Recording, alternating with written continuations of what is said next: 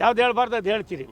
ನಾನಲ್ಲಿ ನಿನ್ನೆ ಸ್ಪಷ್ಟವಾಗಿ ಹೇಳಿದ್ದು, ಒಂದು ಸಾರಿ ರಾಜ್ಯದ ಮುಖ್ಯಮಂತ್ರಿಗಳಾದ ಸನ್ಮಾನ್ಯ ಶಿವಕುಮಾರ್ ಅವರು ಸೂರ್ಯನಗರ 1, 2, 3, 4ನೇ ಹಂತದ ಯೋಜನೆಗಳನ್ನು ನಾನೇ ಸ್ವತಃ ಮಂತ್ರಿ ಆಗಿದ್ದಾಗ, ಕರ್ನಾಟಕ ರಾಜ್ಯದ ವಸತಿ ಮಂತ್ರಿ ಆಗಿದ್ದಾಗ ಮಾಡಿದ್ದೀವಿ. ನಿಮ್ಮ ಸಹೋದರ ಇಲ್ಲಿ ಲೋಕಸಭಾ ಸದಸ್ಯರು ಕೂಡ ಆಗಿದ್ದರು. ಸಾವಿರಾರು ಎಕರೆ ಮಾಡಿದ್ದೀವಿ. ಏನು ಮೊನ್ನೆ ಕ್ರಿಕೆಟ್ ಸ್ಟೇಡಿಯಮನ್ನು ಮಾಡ್ತಾ ಇವರು ಫೌಂಡೇಶನ್ ಹಾಕಿದ್ರು, ಅದರ ಎಂಟೈರು ಶ್ರಮ ಭಾರತೀಯ ಜನತಾ ಪಕ್ಷ ನಮ್ಮ ಸರ್ಕಾರ ಇದ್ದಾಗ ಮಾಡಿದ್ದು. ಒಬ್ಬನೇ ಒಬ್ಬ ರೈತ ನಮಗೆ ಅನ್ಯಾಯ ಆಗಿದೆ ಅಂತ ಹೇಳೋರಿಲ್ಲ. ನಾನು ಅದಕ್ಕೆ ಕುಮಾರಸ್ವಾಮಿ ಅವರು ಹಿಂದೆ ಇದ್ದಂಥ ಸಂದರ್ಭದಲ್ಲಿ ಮೊದಲ ಬಾರಿಗೆ ಅವ್ರು ಇದಾದಾಗ ಟೌನ್ಶಿಪ್ಪನ್ನು ಮಾಡಬೇಕು ಅನ್ನೋ ಯೋಚನೆ ಮಾಡಿದರು. ಅದಾದಮೇಲೆ ಸಾಧಕ ಬಾಧಕಗಳು ನೋಡಿ ಅಲ್ಲಿರ್ತಕ್ಕಂಥ ವ್ಯವಸ್ಥೆಯನ್ನು ನೋಡಿ ಬೇಡ ಅಂತ ಹೇಳಿ 2ನೇ ಸಾರಿಗೆ ಬಂದ ಮೇಲೆ ಅದ್ರ ಬಗ್ಗೆ ಮಾಡಲಿಲ್ಲ. ಅದಾದಮೇಲೆ ಎಲ್ಲ ಒಂದು ಕಡೆ ಇವರು ಒಬ್ಬರಿಗೊಬ್ರಿಗೆ ಹಟ್ಟಿಗೆ ಬಿದ್ದು ಇದು ಮಾಡ್ತಕ್ಕಂಥದ್ದು ಎಷ್ಟು ಮಟ್ಟಿಗೆ ಸರಿ ಅನ್ನೋದಕ್ಕಿಂತ ಹೆಚ್ಚಾಗಿ ವಾಸ್ತವಾಂಶ ನೋಡಿ. ನೀವೇನಾದರೂ ಮಾಡಬೇಕಂದ್ರೆ ಅಲ್ಲಿರ್ತಕ್ಕಂಥ ಬೈರಮಂಗಲದ ಕೆರೆಗೆ ಬೆಂಗಳೂರು ನಗರದ ಕೊಳಚೆ ನೀರು ಹೋಯ್ತದೆ. ಇದು 50, 60, 70 ವರ್ಷದ ಹೋಗಿ ಆ ಭಾಗದಲ್ಲಿ ಈ ಟೊಯೋಟಾ, ಕಿರ್ಲಕ್ಸ್ ದೊಡ್ಡ ದೊಡ್ಡ ಕಾರ್ಖಾನೆಗಳಿವೆ. ಅಲ್ಲಿ ಎಷ್ಟು ಮಟ್ಟಿಗೆ ಅದು ನೈರ್ಮಲ್ಯ ಹಾಳಾಗ್ತದೆ ಅದ್ರ ಬಗ್ಗೆ ಏನಾದ್ರು ಯೋಚನೆ ಮಾಡಿ. ಅದನ್ನೇ ನೀವು ಇನ್ನೊಂದು 10 ಕಿಲೋಮೀಟ್ರ್ ಮುಂದಕ್ಕೆ ಉಪನಗರಗಳನ್ನ ಮಾಡೋದು.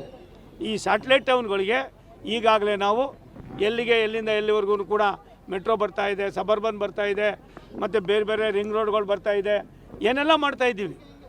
ಒಂದು ಅಲ್ಲಿ ಜೀವನಕ್ಕೆ ದಾರಿ ಇಲ್ಲದೇ ಇರ್ತಕ್ಕಂಥ ಬಹುತೇಕ ಸಹಸ್ರಾರು ಕುಟುಂಬಗಳು ನಮ್ಗೆ ಅದರ ಅವಶ್ಯಕತೆ ಇಲ್ಲ ಅಂತ ಅಂದ್ಬಿಟ್ಟು ಬೀದಿಗೆ ಬಂದಾಗ ರೈತರನ್ನು ಹಿಂಸೆ ಕೊಡ್ತಕ್ಕಂಥದ್ದಾಗಲಿ, ರೈತರಿಗೆ ಅನಾನುಕೂಲ ಮಾಡ್ತಕ್ಕಂಥದ್ದಾಗಲಿ ಒಳ್ಳೆಯದಲ್ಲ. ಅದರಿಂದ ಲಕ್ಷಾಂತರ ಕುಟುಂಬಗಳಿಗೆ ಅನಾನುಕೂಲ ಆಗ್ತದೆ.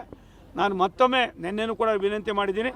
ಒಬ್ಬ ಭಾರತ ಸರ್ಕಾರದ ಮಂತ್ರಿಯಾಗಿ ಅಲ್ಲ, ಒಬ್ಬ ತುಮಕೂರಿನ ಲೋಕಸಭಾ ಸದಸ್ಯನಾಗಿಯೂ ಅಲ್ಲ, ಒಬ್ಬ ಸಾಮಾನ್ಯ ಪ್ರಜೆಯಾಗಿ ರಾಜ್ಯದ ಮುಖ್ಯಮಂತ್ರಿಗಳು ಅರ್ಥ ಮಾಡ್ಕೋಬೇಕು.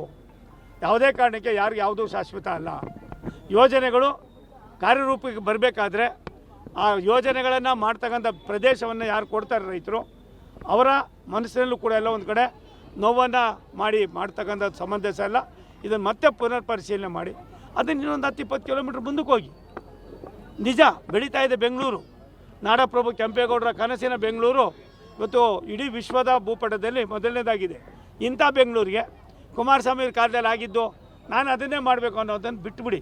ಕುಮಾರಸ್ವಾಮಿಯವರು ಅದಾದಮೇಲೆ ಮನವರಿಕೆ ಆದಮೇಲೆ ಅವ್ರು ದೊಡ್ಡತನವನ್ನು ಪ್ರದರ್ಶನ ಮಾಡಿ ಇದರ ಅವಶ್ಯಕತೆ ಇಲ್ಲ ಅನ್ನೋದನ್ನು ತೀರ್ಮಾನ ಮಾಡಿ ಅವರೇ ಸ್ವತಃ 2ನೇ ಬಾರಿಗೆ ಮುಖ್ಯಮಂತ್ರಿಗಳಾದಾಗ ಈ ಯೋಜನೆಯನ್ನು ಬೇಡ ಅಂತ ತೀರ್ಮಾನ ಮಾಡಿದ್ದಾರೆ. ಅದು ಮಾಡಿದ್ಮೇಲೆ ನೀವು ಅದನ್ನೇ ಎಲ್ಲ ಮುಂದಿಟ್ಕೊಂಡು ಮಾಡೋದು ಒಳ್ಳೆಯದಲ್ಲ. ಶಿವಕುಮಾರ್ ಅವರು ನಿಮಗೂ ಕೂಡ ಲವಲವಿಕೆಯಿಂದ ಕೆಲಸ ಮಾಡ್ತಕ್ಕಂಥ ಇಚ್ಛೆ ಇದೆ. ಇದನ್ನು ಮಾಡುವಾಗ ಇದಕ್ಕೋಸ್ಕರ ನೀವು ಟೈಮನ್ನು ವ್ಯಯ ಮಾಡೋದು ಬಿಟ್ಟು ಒಂದು 2,000 ಎಕರೆಯಲ್ಲಿ, 1000 ಎಕರೆಯಲ್ಲಿ, 500 ಎಕರೆಯಲ್ಲಿ ಒಂದು ಲೇಔಟ್ ಮಾಡೋದ್ರಿಂದ ಏನೆಲ್ಲವೂ ಕೂಡ ಆಗೋದಿಲ್ಲ. ಒಂದು ಉಪನಗರಗಳ ಅವಶ್ಯಕತೆ ಇದೆ, ಸ್ಯಾಟಲೈಟ್ ಟೌನ್ಗಳ ಅವಶ್ಯಕತೆ ಇದೆ. ಈ ನಗರಗಳಿಗೆ ಆದ್ಯತೆ ಕೊಡುವಾಗ ರೈತರ ಅಲ್ಲಿನ ಭಾಗದ ಜನರ ಸಮಸ್ಯೆಗಳಿಗೆ ಒತ್ತು ಕೊಟ್ಟು ಅದನ್ನು ದಯವಿಟ್ಟು ಕೈ ಬಿಟ್ಟು ಬೇರೆ ಯೋಜನೆಗಳನ್ನು ಕೈಗೆತ್ಕೊಂಡ್ರೆ ನಿಮಗೂ ಒಳ್ಳೆಯದು, ರಾಜ್ಯಕ್ಕೂ ಒಳ್ಳೆಯದು.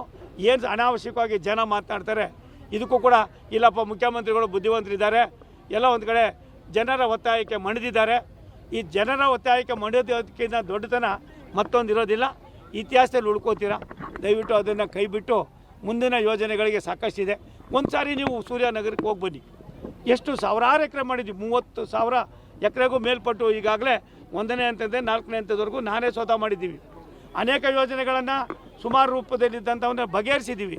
ಇದೆಲ್ಲವೂ ಕೂಡ ನಿಮಗೂ ಕೂಡ ಗೊತ್ತಿದ್ದು ಮತ್ತೆ ಎಲ್ಲ ಒಂದು ಕಡೆ ಹಠಕ್ಕೆ ಬೀಳೋದು ಬೇಡ, ಬಿಡದಿ ಟೌನ್ಶಿಪ್ಪನ್ನು ಮಾಡೋದು ಬೇಡ ಅನ್ನೋದನ್ನು ಸನ್ಮಾನ್ಯ ಹಿರಿಯರಾಗಿರ್ತಕ್ಕಂಥ ಮಾಜಿ ಪ್ರಧಾನಿಗಳಾದ ದೇವೇಗೌಡರಾದಿಯಾಗಿ ವಿನಂತಿ ಮಾಡಿದ್ದಾರೆ. ಇಲ್ಲಿ ಎಲ್ಲ ನಿಮ್ಮ ಪಕ್ಷದವರು ಕೂಡ ಬಹುತೇಕರು ಇದಕ್ಕೆ ವಿರೋಧವನ್ನು ವ್ಯಕ್ತಪಡಿಸ್ತಾ ಇದ್ದಾರೆ. ಇಂಥ ಸಂದರ್ಭದಲ್ಲಿ ತಾವು ತಮ್ಮ ಅನುಭವವನ್ನು ಹಂಚಿಕೊಂಡು ಇದನ್ನು ಬಿಡದಿ ಟೌನ್ಶಿಪ್ಪನ್ನು ಕೈ ಬಿಡೋದು ನಿಜವಾಗ್ಲೂ ಕೂಡ ಸಮಂಜಸ. ರಾಜ್ಯ ರಾಜಕೀಯಕ್ಕೆ ಬರ್ತಾರೆ ಕೂಡ ಕೈ ಒಂದು ರೈತರಿಂದ ಒಕ್ಕಲೆಬ್ಬಿಸಿ ಬಲವಂತವಾಗಿ ತಗೋಬಾರ್ದು ಅಂತೇಳಿ ಹೇಳಿದ್ದಾರೆ. ಯಾರು ಹೇಳಿ? ರಾಹುಲ್ ಗಾಂಧಿ ಅವರು ಹೇಳಿದ್ದಾರೆ, ಹರಿಪ್ರಸಾದ್ ಅವರು ಹೇಳಿದ್ದಾರೆ, ಶಿವಕುಮಾರ್ಗೂ ಗೊತ್ತಿದೆ ರೀ. ನನಗನ್ನಿಸ್ತದೆ ಆತ ಮನಸ್ಸು ದೊಡ್ಡ ಅವರು ಇವಾಗ ರಾಜ್ಯದ ಮುಖ್ಯಮಂತ್ರಿಗಳು. ನಾವೆಲ್ಲ ಮೊದಲಿಂದ ಒಂದು ಸ್ವಲ್ಪ ಆ ವಾಡಿಕೆ ಭಾಷೆಯಲ್ಲಿ ಮಾತಾಡ್ತಾ ಇದ್ದವರು. ನಮಗೆ ಒಂದೊಂದು ಸಾರಿ ಮಾತಾಡೋಕ್ಕೆ ಒಂಥರ ಮುಜುಗರ ಆಯ್ತದೆ. ಇದರ ಅವಶ್ಯಕತೆ ಇಲ್ಲ. ದಯವಿಟ್ಟು ಇದನ್ನು ಕೈ ಬಿಡೋದು ಒಳ್ಳೆಯದು. ಹಠ ಅನ್ನೋದಕ್ಕಿಂತ ಹೆಚ್ಚಾಗಿ ಎಲ್ಲ ಒಂದು ಕಡೆ ಅವರಿಬ್ಬರಿಗೂ ಅದಾಗಬಾರ್ದು. ನೋಡಪ್ಪ ಯಾರು ನೋಡಪ್ಪ ಎಂದು ಹೇಳ್ತೀನಿ ಕೇಳಿ, ಯಾವುದೋ ಹಠ ಅಲ್ಲ. ರಾಜ್ಯದ ಆ ಭಾಗದ ಜನರಿಗೆ ಬೇಕಾಗಿರ್ತಕ್ಕಂಥ ಸವಲತ್ತುಗಳನ್ನು ಕೊಡ್ತಕ್ಕಂಥ ನಮ್ಮ ಕರ್ತವ್ಯ.